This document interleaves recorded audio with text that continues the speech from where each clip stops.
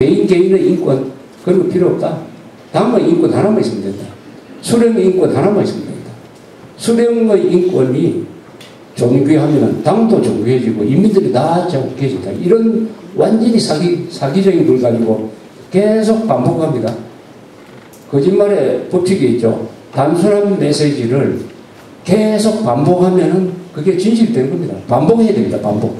제일 처음에는 헛소리라고 하다가 계속 들어버리면은 그게 드디어 진실이 되는데 한국에서도 지금 그런 현상이 일어나고 있습니다. 저를 좋아하는 사람도 저를 아무 생각 없이 부를 때 극우 농객이라는 사람이 있어요. 아니 그 사람은 나쁜 사람이 아니고 뭐 저를 평소적으로 좋아하는 사람이 극우. 근데 그 극우란 말은 좌익들의 선동에 의해서 그 사람 뭐 뇌리에 반복적으로 해가지고 딱 찍혀버린 겁니다. 그러니까 자동 판매기 있듯이 자동 판매기처럼 저절로 나와버립니다. 저절로. 얼마나 한국 사회에서 좌익의 선동이 지난 한 30년 동안 줄기차게 반복되었느냐 하는 것이 여러분들도 아마 어떤 할 때 이상한 말이 툭 튀어나오면은 나도 이렇게 될 겁니다. 나도 이렇게. 그래서 우리는 항상 인간의 합리성을 많이 믿습니다만 실질적으로는 인간의 합리성이 망가지는 경우가 많고 특히 조직적으로 망가뜨리려고 할 때 이 맨정신을 가지고 산다는 것이 매우 힘들다. 그러나 그렇더라도 그렇게 해야 우리가 인간으로 사는 것이다. 똑같은 존재가 아니다. 나는 다르다. 나는 다름으로 나는 존재 가치가 있는 것이죠. 인간이라는 게 다른 걸로 대체할 수 있으면 안 됩니다. 나 같은 사람은 세상에서 나밖에 없어요. 나 같은 똑같은 사람이 100명 있다 하면 그 중에 한 반은 죽어도 됩니다. 똑같은, 그러니까 다르다는 것의 의미, 다르다는 것의 존귀함, 이게 동양에서 좀 약해요. 왜냐하면 이 유교라는 게 또 이게 두루두루 좋은 것을 좋아해요. 인화, 뭐 이래가지고 그 개성이나 독창성을 존중하지 않습니다. 우리나라 말에 이런 게 있죠. 틀리다. 틀리다는 뜻이 한국에 두 가지가 있는 거 아십니까? 그 뜻이 영어로 말하면 하나 틀리다는 다르다, different. 또 하나 뜻은 뭐죠? 틀리다 하면 wrong이죠, wrong. 잘못됐다는 뜻입니다. 한국에서 한국 사람들이 머리에 있는 심정 심리에는 이런 게 있어요. 다른 것은 잘못된 것이다. 다른 것은, 다른 사람은 다 까만 옷 입었는데 내 하나만 하얀 옷 입고 있으면 이게 다른 거 아닙니까? 그 다른 것은 기독교 문화나 서양에서는 개성이 있다. 이렇게 되는데 한국에서는 잘못된 것이다. 틀린다는 말. 그런 말 몇 개가 있어요. 한국에 몇 개가 있습니다. 이런 데서 이제 우리가 이 정도의 민주주의를 지금 만들어 가려니까 여러 가지 문제가 많이 생기는데 그것은 다 선진국에서 이미 일어났던 것이다. 오늘 이 주제의 종북 부패가 딱 총괄적으로 반영되고 있는 게 요새 부산저축은행 사건입니다. 이건 기본적으로 좌파 권력형 부정사건입니다. 이 사건은, 이 부산저축은행 사건은 이해하기가 매우 힘들어요. 여러분들이 부산저축은행 사건에 대한 신문 보도를 읽으면은 그 이해하기 힘들죠. 첫째, 용어가 이해하기 힘듭니다. 그죠? 금융용어. 금융, 후순위 채권, PF 대출, SPC, 이렇게 나오면 그때부터 안 읽게 됩니다. 그런데 이게 사기꾼들이 바로 그걸 이용하는 것입니다. 사기꾼들이.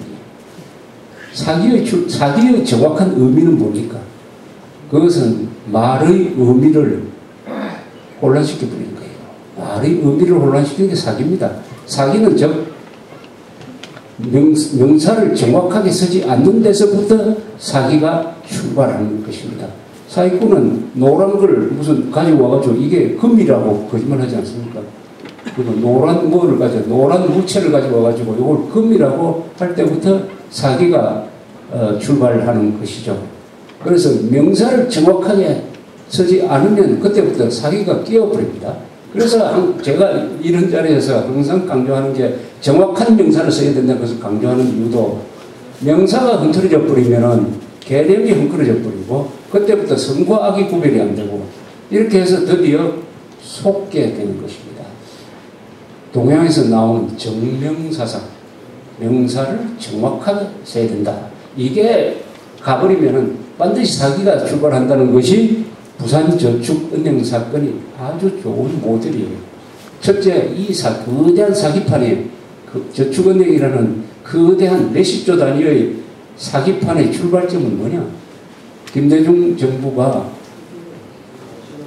신용금고라는 이름을 저축은행으로 바꿔준 겁니다. 여기서 사기가 출발한 거예요. 은행일 수 없어요. 이것은 금고입니다. 금고. 그러니까 돈을 잘 관리하는 사채보다는 약간 수준이 높은 금고, 그 규모나 거기에 종사하는 직원의 질이 딱 금고 관리 수준이에요. 금고 관리. 그런데 여기에다가 은행이라고 딱 월계관을 씌워줬습니다. 플러스 여기다 또 하나 더 붙였어요. 저축은행이다. 저축 아주 좋은 이름입니다. 은행 믿을 수 있는 이름이 저축은행이라고 해버리니까 그때부터 사기가 출발하고 속는 사람이 생기기 시작을 하면서 그 다음에 가장 많이 속에 묵은 게 PF 대출인데 PF는 프로젝트 파이낸싱 그 말에서부터 근사하게 보인다. 프로젝트 하면은 뭐 보통 발전소 만들고 신도시 만드는 거니까 이야 저거 한 은행이니까 대단한 은행 모양이다. 이렇게 생각하면서 저기에는 또 예금도 뭐 시중은행보다 2% 3% 더 준다더라. 그러니까 예금을 맡기기 시작하게 되는데 이 프로젝트 파이낸싱이라는 게 뭐냐. 이번에 검찰 수사를 딱 까보니까 전부 사기 대출인 것입니다. 사기 대출. 사기 대출. PF 대출이 아니라 사기 대출이에요. 그건 뭐냐 하면은 PF라고 해가지고 예컨대 울주군에 그 영남 알프스 골프장을 만든다. 이렇게 이게 이제 PF 대출. 영남 알프스 골프장을 만든다 해놓고 골프장 만드는 회사를 하나 만드는 거예요. 완전히 가공의 회사를 만드는 거예요. 경영진이 그 회사에 대출을 해줍니다. 이건 대출이 아니고 자기 예금주 돈을 빼가지고 자기한테 대출해 주는 거예요. 그 다음에 이거는 원래 영남 알프스 이걸 나중에 한 2년 전에 검찰이 수사를 해보니까 이 장소에는 첫째 골프장 허가가 나올 수가 없어요. 왜냐? 상수도원에 가깝게 있기 때문에 절대로 골프장 허가가 나올 수 없는데 골프장을 짓는다고 짓는다고 해놓고 인허가가 나올 리가 있습니까? 인허가가 당장 울주군에서 반려를 했는데도 계속 투자는 그 투자가 자기한테 투자하니까 다 빼먹은 거예요. 요런 식으로 요게. 근데 요게 제가 수사 기록을 읽어보니까 또 이래요. 그러니까 은행에는 딱 뭐가 나오느냐. 부실채권. 그러니까 거기 무슨 남을 리가 있습니다. 거기 한 수백억을 잃었어요. 수백억이 다 없어져 버렸어요. 그럴 수밖에 없지.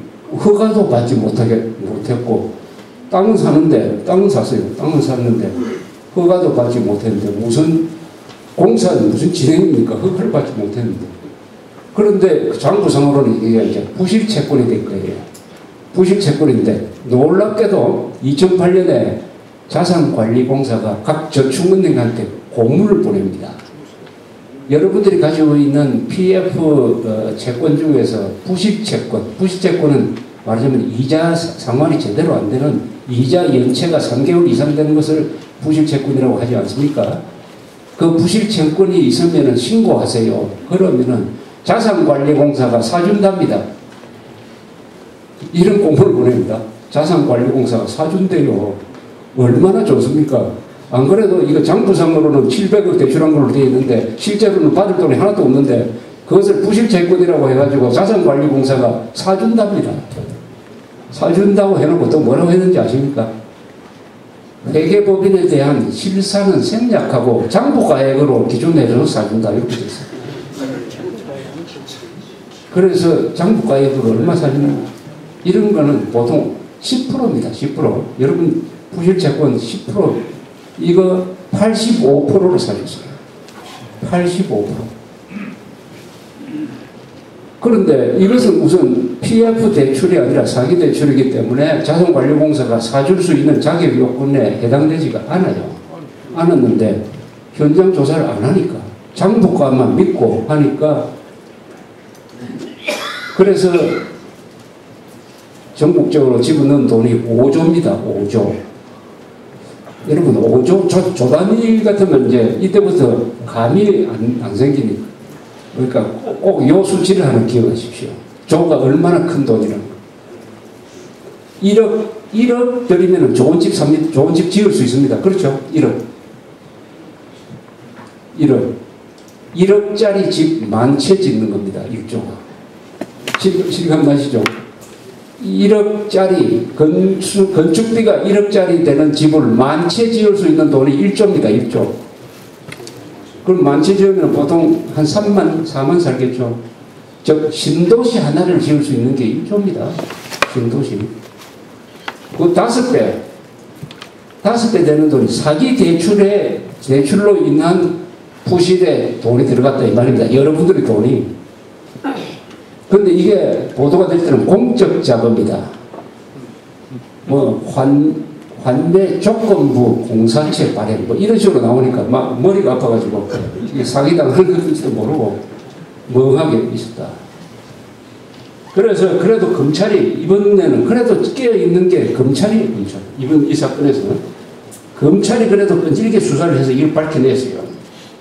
이게 PF 대출이 아니고 전부 사기 대출이다 하는 걸 밝혀내가지고 관련자를 다 조사를 해가지고 금융감독원에 통보를 해줬답니다.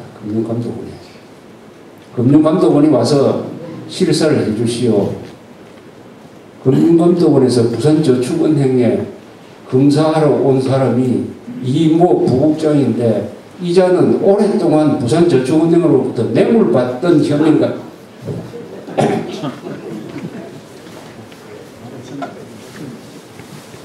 그러니까 뭐가 되겠습니까? 그래서 부산저축은행 사건 등등 지금 저축은행 5개 문 닫아가지고 금감원에서 구속된 사람은 직원입니다. 대부분 간부입니다. 이거 9명 구속되고 지금 불구속 기소된 게 4명입니다. 13명. 저축은행 담당 감사하는 사람이 14명이 기소가 됐다 하면은 이 금융감독은 뭐 하는 겁니까? 완전히 공범입니다. 완벽한 공범관계예요. 완벽한 공범관계인데 이게 왜 이렇게 버티는 없습니까? 바로 좌파 정권 10년 동안에 끼리끼리 해먹는 데다가 이명박 정부 들어서 이걸 자르지 못하는 바람에 이제 이명박 정부까지 끼어가지고 3대 정권에 걸친 부정부패가 되어버렸다.